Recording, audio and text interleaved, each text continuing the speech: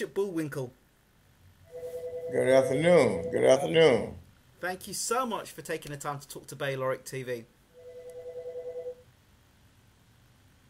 I'm here. Thank you for taking the time to talk to Bishop BullWinkle. So, Bishop, heard your song Hell No No that's out at the moment. It's caused a bit of No, a get it stir. right. Get it right. Get it right. It's hell to the no, no, no. Hell to the no, no, no. Indeed. Indeed. So tell us, how did this journey begin for you, Bishop? Which journey? The journey of becoming a bishop. Well, I mean, I decided to just do the right things, and people, they listen to the bishop. You know, they don't listen to reverends and elders as much as they listen to the bishop. So I decided to start talking stuff that was real true. Hmm. So it seems like I'm getting everybody's attention. Absolutely, absolutely. So where are you based then, Bishop? A place in America called Tampa, Florida. Ah, from Florida. Uh, Okay. it's Okay. called Plant City, Florida. It's the world strawberry capital, and Okay. I'm represented by the law firm of Moe and Williams. These guys you can trust. If you ever come to the United States, you can depend on Moe and Williams. Y'all don't hear me, but I appreciate it. So what inspired you to sing this particular song at the moment? I know you've got a few of them, but this song seems to have caught on a lot. Because of what I see every day. Okay. I see this stuff, and I decided to write about it. Some people talk about it, they don't even be about it. So I just start saying, and no, no, no. I can't agree with a lot of this stuff. So when people get in trouble, they say, "Oh Lord," or "Hell no." So I just said to the devil, "Hell to the no, no, no."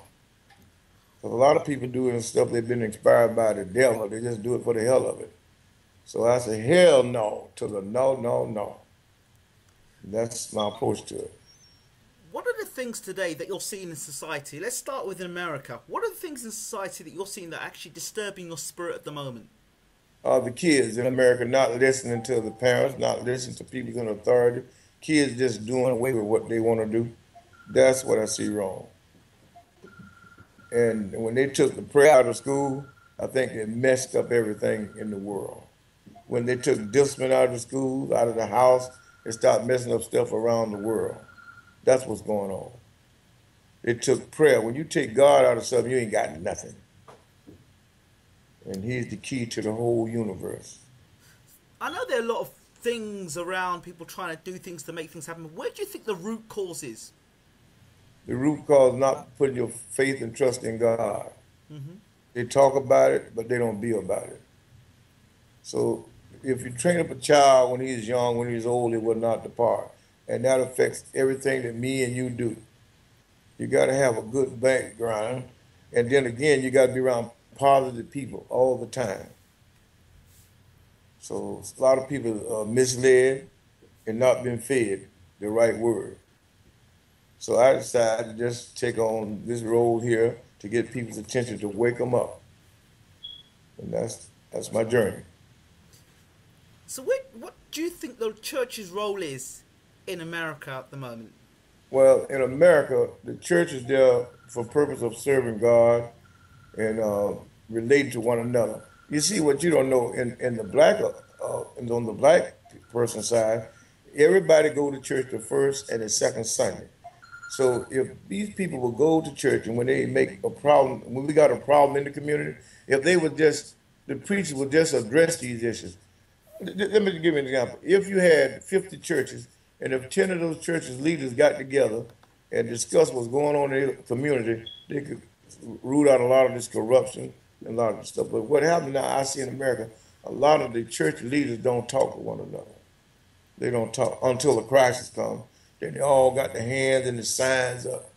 But they wouldn't have to do it if they would form a coalition. Just take 10 churches. If they would just come together and address what's going on around them and what is being done about them. But they want to wait till politicians get elected, and the politicians, they come to the church 2 weeks before the election time, tell you what they're going to do, and after they get elected, you don't see them no more. So if they got this coalition of churches, these leaders get together, they can go to this representative, this congressman, this senator, or even this governor, even now the president. But you got to go. Otherwise, we need togetherness. That's what we need in the black community. That's what we need. I want to touch on a point you talked about the politicians, but This has been going on for decades, Bishop. Right. Haven't we got wise to the fact that the politicians are going to come in 2 weeks before the election and that be seen again? Do the church not get wise to that and say, you know what? This is not about politicians coming in the church and making our church look good. It's about us. I see where you're going. Let me Yeah. just stop you right now. I know where you're going. What happened? Some of these preachers be so glad that Joe Blow is coming in, and they love to see him coming in. And then they got some of them let him get there and have a ceremony. They ain't about nothing. They ain't gonna be about nothing. They just want you to go to polls and vote for them. And after they leave, you won't see them no more. So the preacher's so glad that Joe Blow came by. We have distinct honor of Joe Blow being here this morning. He's running for the commission, the representative, the senator, the governor, all that kind of stuff. They so happy that he in the president, and he ain't about nothing. That's what I see. So when now they call it now, when he gets elected, you become his what they call in America constituent. When you try to make an appointment, he ain't got time to talk to you. So now where did it stop? I don't know. But if we get together and go talk to this guy in a unit with 10 preachers, with 10 members, that's 100 people, he'll talk to you. But, oh, don't you remember you live at my church, Boomerang Baptist Church? Yeah, but he ain't got time for you. But when you go over there with 10 Boomerang Baptist churches in front of members or whatever, they listen to you. You got to be together to get anything done. One man can't do it. One man cannot do it. So why are the churches not coming together? If the church's foundation and the preachers and the pastors and the ministers are all about supposedly love, then how can they not want to come together if they're both all of the same body? Because we got some preachers is in there for another purpose. They want money and they want the honey. I'm gonna tell you this, and this is what I know. You take 100 preachers, 75 of them ain't about nothing. They ain't about nothing. You can tell them Bishop BullWinkle said, I seen them, I know. I write about stuff I see. They ain't about coming together. Only at the time of the crisis time, they'll come out there, we ain't going for this, but you should address that back in Sunday service, Saturday service. You should address it then to the church when you had all the peoples in there. Then when somebody get hurt in the community, they want to preach the funeral. Oh, little Mary was a good girl, little Johnny was a good boy. They preach them 2 seats sitting from Jesus up in heaven. And when the little joker didn't never come to church, you got Brother Bill there, he in church every Sunday, Sister Mary. Well, why little Joe ain't with you? Well, he didn't feel like coming to church. Well, how old is he? 9 years old. The children do what they want to do now.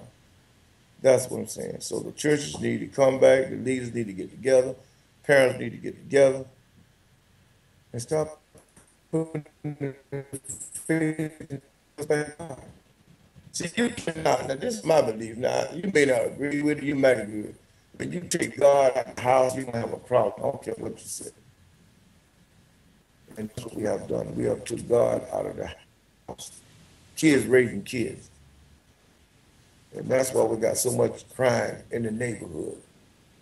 We got the police, they scared. Go back and say that last bit for me again because it cut out, please. We gotta go back. I don't know where we was at. I was just talking about the community, the preachers, they won't come together. The kids, they won't come together. And we need to get our leaders together in the hood. We need to bring back God into the house. And once you train up these kids, train up yourself to serving God, that people losing faith, man. That's what it is. So they just don't even care no more. Kids going to church, not going to church. By the time something happens to them, they bring them into the church. So I don't know. Is this to do with parents? Is it to do with parents? Huh? Is it to do with the parents? It have a lot to do with parents. It have a lot to do with parents. Parents sometimes so busy they ain't got time to go to church. They're working just to keep a piece of bread on the table. Then the boss man won't let them come off to work on church day. He want them on the job. So now that's one of the problems. So they got to pick a job to work on Sunday. They ain't got time to send the kid, take the kid to church because they got to work, put bread on the table. So you can't trust the kid to go to church. He ain't gonna go. He gonna stay in the bed and watch TV. And that's what we find. But if you train this child up, he'll learn stuff. He'll go to school, get an education, and then he'll be a viable part of the community. And then he can help train the other little ones that's in the community. Then we won't have this violent crime on crime. In our case, black on black crime in our Absolutely. own neighborhood. Absolutely. How relevant do you think the church is in today's society? The church is very important in the community.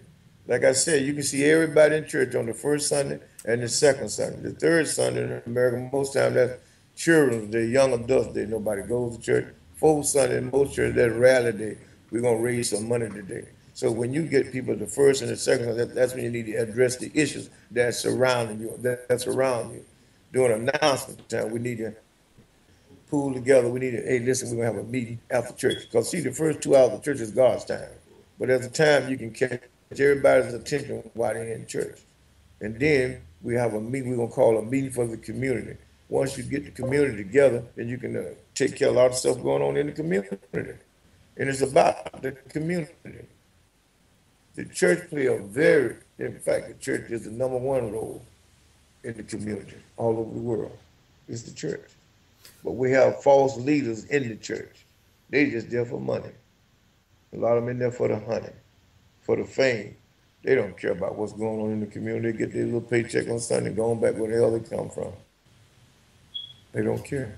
What are the Then you signs? got people in it, huh? What are the signs you would say is if you're a parent you want to and you want to get into a church? What would you say would be the telltale signs or the signs of a good pastor and the signs of a church you need to avoid? What are the signs?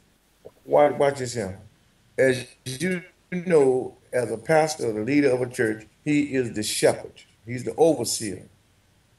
When this pastor take time to talk to you one-on-one, he'll come visit you. That's when you know you got a good pastor. You might miss church one Sunday. Well, that's normal. 2 Sundays is normal. But when you miss church 2 weeks and the pastor, the leader of this church don't even come by to see, they got some of these pastors don't even send nobody to see. What's wrong with Brother Joe over there? Why Sister Bessie ain't come to church? They don't care because it's an out of sight, out of mind thing. But they know normally on the first and third month, Sister Bessie and Brother Joe get their check. They'll go by, hey, y'all want to send your offering to church today? That's what I'm saying. A good sign of a leader of a church, he check on his sheep. He go by and check on them. He don't send nobody. He go by and he check on them. Then you know you got a good pastor. Well, in some cases, the congregation is real large. He would send one of the trustees, the deacons, or one of the members, go by and see. Tell them the pastor asked about them, the need anything, let me see. And he take time to take care of his sheep. That's what David did. But they got these preachers in the church now that acting like wool. They sling the sheep. So that's, you can tell a good pastor, a good leader, he check on his sheep. I don't know how they do it where you come, but I think that's what they do. Well, What I they should do. think that's the way around the world. I think there are a lot of churches today base themselves on prosperity teaching. Prosperity meaning financial gain rather Well, than the heart. prosperity, all they want to prosperity over here is talking about getting money. They want to know what your W-2K, your form, how much you're making. Man, there's a few churches that go around talking about you didn't pay your money this month. I seen a contract of a church recently. They had a contract. I seen this. I seen it. There's a contract. You got to pay this money here. You got to pay. I thought it was built upon tithes and offering. But no, they got other things that are mandatory, what you need to do. You got to pay this. Come on, they don't know the way to heaven is free. But they want you to pay your way, and most of the people going straight to hell. But don't let me judge because I'm against what I'm saying. Judge you not, for you may also be judged. But that's what I see pertaining to the church. They don't care. A lot of these people don't. But a lot of people want to go to church because there's a big church because Joe Blow and everybody else is in the church. They want to go because it's a fashionable thing. A lot of people go to church now for a fashion show. They want to see who dressed the best and do all this and do it. Man, come on, be real. And what about You can have you can have a good minister. Go ahead. Huh? Go ahead. Go I'm ahead. sorry. You could have a preacher give a good sermon in church one day, and at the end of the church, 5 feet off the step from the church, you could ask another member, "What do you preach about today? What she preached about?" And they'll tell you, I don't know, but he tore it up in this morning. What? They can't even tell you what the preacher word was, but they know that he was in rhythm. He was saying some good stuff. Because they came there to see what Joe's suit he had on. I use the word Joe because that's the plain thing, word plain Joe. They come to see what best dress she had on, what the skirt he had, what kind of car they drove. But they forgot to come there to give praise to God. That's what I see. Well, Now, the church, I see a lot of people use the church as a social club. They come there to just see who was in church to talk. I tell you what, my brother, there's a thing in America that most churches out at 1 o'clock, you start at 11. Watch this. Watch this. At the end of the church service, just before the pastor leads the benediction and say amen, people be rushing to get out of church because they want to go home and watch the football game or whatever, go get lunch or dinner after church. Watch this. They're rushing for the pastor to close out the church service. But you ever notice just 30 minutes after church, they're still in the church talking and running their mouth. They were just tired of preaching, but now they want to congregate. Girl, what you did last night? What you doing tomorrow? Y'all were rushing for church service to be over, that we were praising, talking about God, but they just want to talk after church. Sometimes 30 to an hour, they stay in church, just conversating. So now they're taking the church house, using that as a social club to meet after church. Now that's what I see. I don't know what you see. There's a lot of problems inside the church, no doubt, but that's inside the church. Outside the church or outside the building, there's more problems in America. There's now, it seems, a lot of racial tension in America between black and white. Well, we got to understand that it was also in the Bible, so that ain't going nowhere. Right. That ain't going nowhere. It's going to always be here. In fact, at one time, I was kind of racist. There was some people in my family I didn't like, some of the stuff they were doing. So everybody got a little prejudice in them. But it's okay because it's in the Bible. But God is about love. So now we have learned to love all races of people. It don't matter about the color. Let them be racist until they get in your heart that it's love, they'll come around. And now, turning to God, it's going to erase all that. But it takes time. Because some people was bred with to be hateful. Some people, I tell you what you can do, watch this.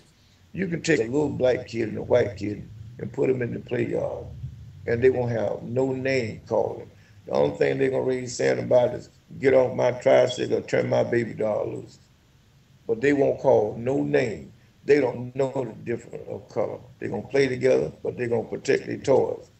And then you'll find one of them that might share the toy because it was what he was taught or she was taught. Before all that name calling of different colors, it was taught that. It was taught that. I don't know what you see, but that's what I see. What I see, I mean, I'm in the UK, but certainly there is an issue.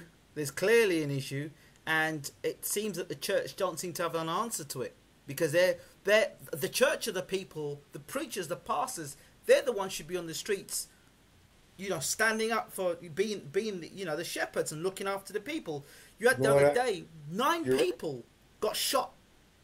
9 people got shot and killed in a South Carolina church. Right, that's right. They want to put it on racism. That's what they want to say, but I disagree. But that's my opinion. But why did you say that? Guy he had a racist background that they found. I think I'm not gonna go into that, but that's what they want to project. But the Bible speaks of all this stuff. The Bible is fulfilling. That's all I'm gonna tell you.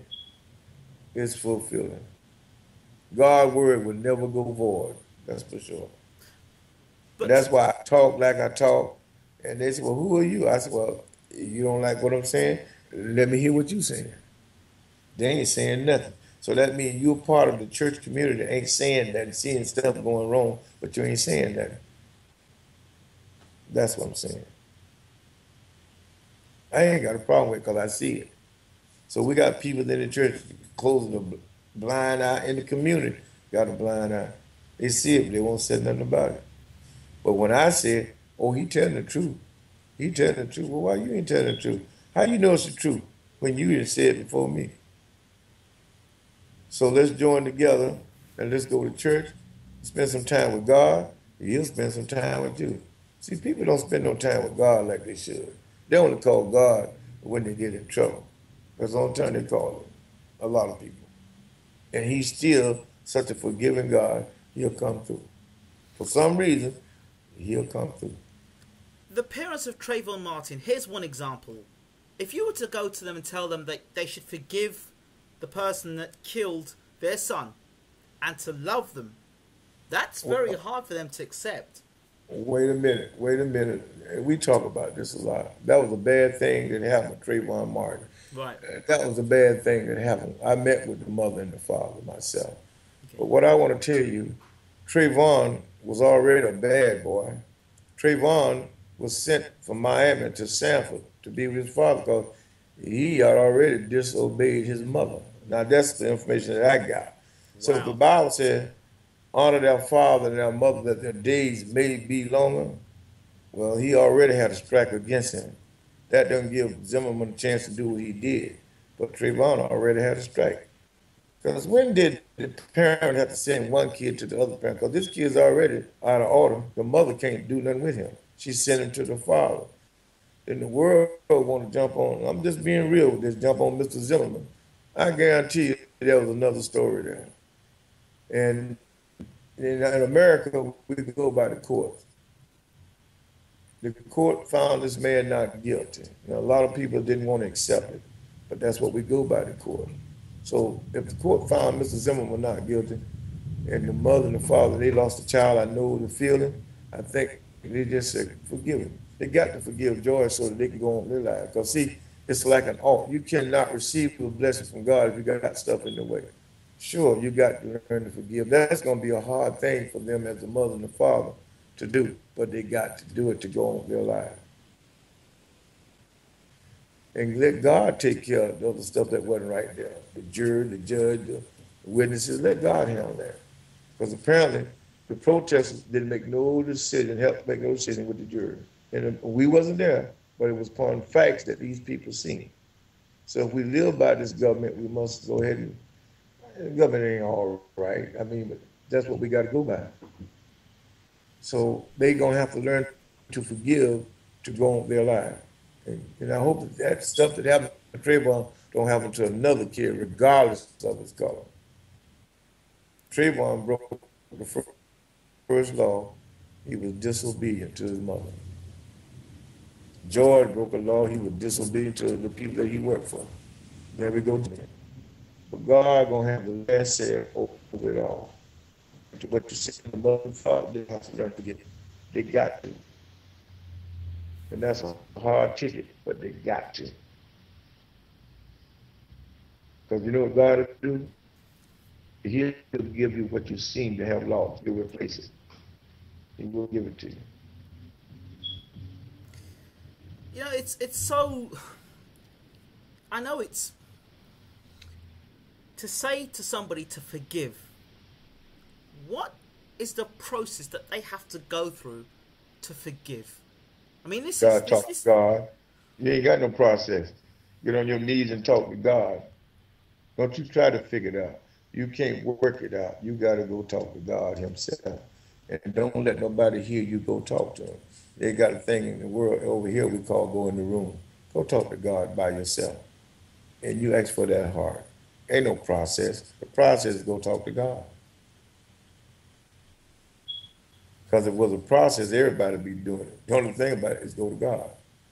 He'll never leave you or never forsake you. So put your trust in God. Another thing, have faith in God. Now, that's just my opinion. I don't know too much. But try it. See what happens. The process is go talk to God with a clean heart. And ask him to come in there, and he'll show you. He will show you. Be careful what you ask God, because he will give it to you too. How have you That's dealt? my intake on. How have you dealt with racism? Because surely you faced racism. You've had to deal with racism. Let me explain something to you. I grew up here in Florida. I knew about racism, but I really saw racism when I joined the United States Army in 1969. That's why I really saw it. But it didn't bother me. But I maintained, and my trust was in God. See, racism is like a cancer. It's like a rattlesnake. You know he'll strike. You just keep your distance from it. You'll know about it. You recognize it. You know about it. What? Come on. It's part of life. That's what it is. Everybody, every man has a right to his belief. Why are you gonna try to change it? That's God's job.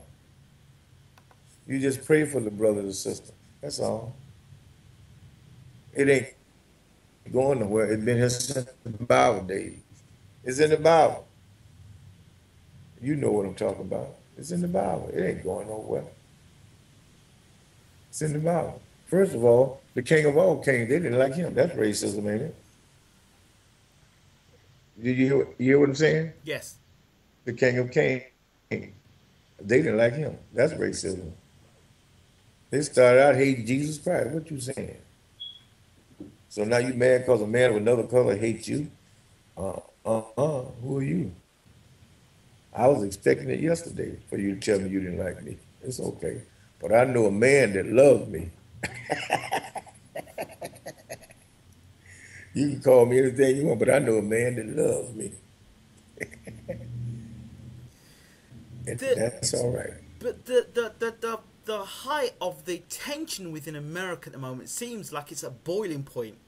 And while we may sit here and talk, what is the remedy? We can pray. We can ask God for all the help. But what are the practical things that we as a people can do? I just told you, you can't debate it. You can't go around it. Put the trust in God. The practical thing, start practicing talking to God. He'll never leave you or forsake you. That's the practical thing. Start practicing that. And then you overcome all those boundaries, all those obstacles that you're facing. Racism, poverty, being loved, he'll take care of it. See, he knew what he was doing when he inspired the writer to write the Bible. We just not paying attention to it. Because you know what else? These gifts, the blessing that we look at ain't coming fast enough. What? It's the time and a place and season for everything. It ain't about no color. We look for that. Ain't about that racist. We look for that. The Bible speaks of it. So you thought those writers that wrote the Bible didn't know what they was talking about? It was inspired to write it. God sent the angel to inspire them to write it. He knew what he was doing. So how do you straighten all this out? Start practicing the love of God. Start spending some time with God, and he'll spend some time with you. Bishop BullWinkle. That's my motto. That's what I see. Now, in terms of the song, let's go back to the song. What's the plan with the song now? What are you going to do with it now? What's going to happen with it? Well, we're getting a lot of 100% response with the song. I got another song out there called Some Preachers Ain't This. You know, you probably heard it already. I heard it. I listened to it earlier. I was quite impressed with it. And I had a lady call me from Washington, D.C. Just yesterday, asked me would I tone it down so she could add it to her gospel radio show in Washington, D.C. I said, ma'am, it got your attention. Yes, it did. I said, sound like you're a minister. She said, yes, I am. I said, well, that's the problem with you people in the black church. Y'all been toning stuff down. You got to remember, I've been in the church. I see this stuff. I ain't toning nothing down. And that's the problem with a lot of these preachers. They toning it down to pacify the congregation. That's why the churches are so uproar. They come there because they know they can get away with it. I remember, hold up, man, hold up. Hold up, sister, pull your dress down. Hold up, brother, your breath stink too much. I ain't finna, hold up, go wash your mouth out before you come up and talk to me to pray for you. Hold up, man. Get real with this thing. Hold up, man. You got an unruly child over there. Why don't you do something with him? You can't come here. Bring him by the church office. Let me see if I can talk to you and your wife and the kid. Come on and let's have a council. Let's talk this thing about. These preachers don't care about. A lot of them don't care. We got some real good preachers here in America. We got some real preachers that care about the congregation, care about the community. That's why I wrote some preachers. And I see some preachers that should be doing something, ain't doing nothing. And I'm sitting back there and watching them. I'm watching them. That's what I do. Then they say, well, what are you doing, BullWinkle? Well, I'm talking about them preachers. Because guess what they do? Every Sunday, they talk about me. Guess what they call me? A sinner man, a sinner woman. See, if they couldn't get into church on Sunday or Saturday and preach and talk about me, they wouldn't have a job. So if you talk about me, I know I can talk about you. What's good for the gun ought to be good for the goose too. So they talk about you then? Well, I'm using me, and they talk about you too. I'm sure they do. You understand what I'm saying? That's what Yes. I'm saying. So, but if I didn't have a job to preach the word, if I couldn't talk, try to save somebody's soul, I wouldn't even have a job. So it don't bother me. But I'm not gonna let you stand up in the pulpit and talk to me, and I see you doing all this other stuff. I'm gonna bring it to your attention. So now let you know somebody's watching you. Stop doing what you're doing. Well, I can't tell you to do what you're doing. Stop doing what you need to do. Not let us see it. Don't let it come to the forefront. Because people doing stuff in the dark anyway. But one day I know and I heard it will come Come to to the light. light. What you do in the dark will come to the light. But after John Brown will see you in the pulpit, I know you're doing, talking about, they're going to preach for me from Genesis. That ain't going to happen. That ain't going to happen, brother preacher. So that's what's going on. See, I think So I started with the preachers, huh? the fact that you're saying not to tone it down and to be quite honest and quite real with people, that is what I think would make the church more relevant, because you're then talking a language that the youth can understand, you're talking a language that the adults can understand, and it's almost like the pastor or the preacher has to be this holier than thou individual, and it's just a distance between them and the congregation are like sinners, and the actual pastor sinless. Like the pastor never says a bad word, never swears, at Right. home, or doesn't curse, or doesn't, because he does. He gets angry. Right. We all get angry. We all get upset. That's right. And he sees this stuff and he won't say nothing. He Absolutely. knows that my brother Joe is doing this. He knows Sister Mary, but he won't say nothing because they're good parishioners, they're good tithers in the church. So he ain't gonna say nothing. And then when they such die, he wanna preach them 2 seats sitting in heaven from Jesus. Hold up, man, stop this. That's what I'm saying. These preachers not addressing the congregation as they see fit. They just get up and holler early in the morning, all power he rose, and that's what's going on. They're just talking. A lot of them just talking. They ain't teaching. So people, and a lot of them don't open up the door. Listen, if anybody got a problem, come talk to the pastor after church. A lot of things ain't everybody's business. But some people want to talk to the pastor. They don't know how to talk to the pastor for guidance, because he is their spiritual leader, and they don't have the, they're just ashamed to go and talk to the pastor. So, and then the pastor help them, instruct them. Now, this is what I see. Because some things are out of his power, so they need to pray together and tell him what he can advise them, but they don't know how. You got some people, in the Bible says God hates a pride heart. He spells it Pride, but we use the word Proud, proud. Pride means I'm too ashamed to let somebody know I need help. You have not because you ask not. That's what happened to a lot of families. They need help. They don't want nobody to know that they don't have no food in their house. They don't want nobody to know that they don't have this. Then you wonder why the Christian help them? Because nobody asked them. Nobody told the church that they needed help. And that's what the church is for, to help their congregation and other members in the community. That's what the church is for. But they don't know if you don't ask for it. I seen some churches open up a food bank. I seen churches offer free food. And there's people in the community will not go get it because they don't want nobody to know that they need a can of beans and a packet of rice. They don't want nobody to know it because of the pride of their heart. And that's a shame. It's a real shame. It's a real They don't shame. want nobody to know it. But God, let's talk about it. You have not because you ask not. That's what's going on.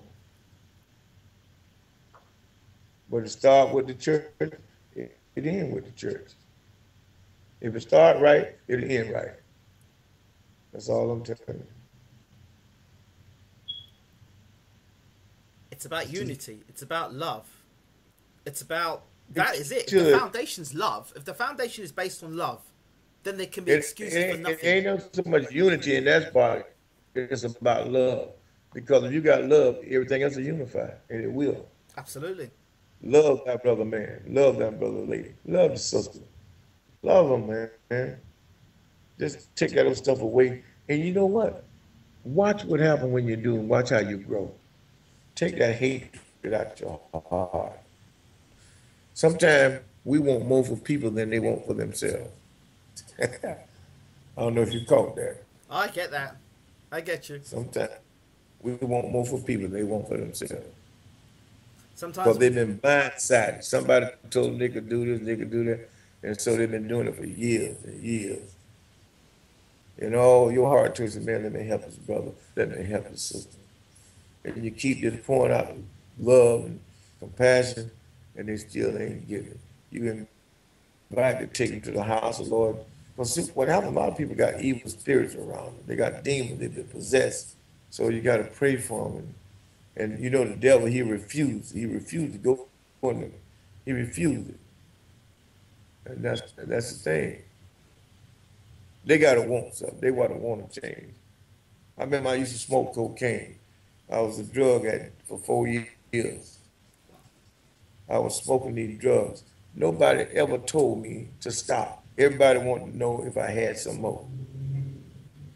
I decided one day that I won't stop, but I prayed on it. Because I didn't want my kids to know that I was drug addicted. So that's why I know if you talk to God and really mean it, he'll come through. So I ain't ashamed of my past. I did it. So what you got to ask for it and mean it, and I did. And then I started waking up seeing all this other stuff going on. At my church, during announcement time, I could raise my hand and everybody in the church said, oh, Lord. Because they know when I bring up a comment, it's something real. You know, oh, Lord, what they going to say now? There's no hiding place with you, Bishop Bullwinkle. There's no hiding place with you. There's no hiding place? No, there's no I hiding understand. place. I'm sorry. There's no hiding place. No. But see, you got to travel with God with you at all times. And for those people that listen to us, all they got to do on a daily basis is repeat the 23rd Psalm. If God protected David, he'll protect you. And it carries me every day. And that's a secret. But I just let it out the bag. Thank let you. it out the bag. Thank you. Before we go, I'm going to ask if you could just sing a few lines, even the chorus, to one of your tracks. Well, I don't know if we could do that. This is for free. Hell no. To the no, no, no. Hell no. To the no, no, no. Hell no. To the no, no, no. Hell no. To the no, no, no. Come on, Bishop. Bishop Bullwinkle, thank you so much for talking to Bayloric Worldwide Television. We appreciate what you're doing. We wish you the greatest success in what you're doing. And we pray that far more people get to hear your message and more young people actually sit up, hear what you've got to say, take it into their hearts and share a message. There you go. And on the commercial side, if you ever visit the United States of America, be sure to contact the law office of Williams and Moore. I ain't supposed to do that. Absolutely.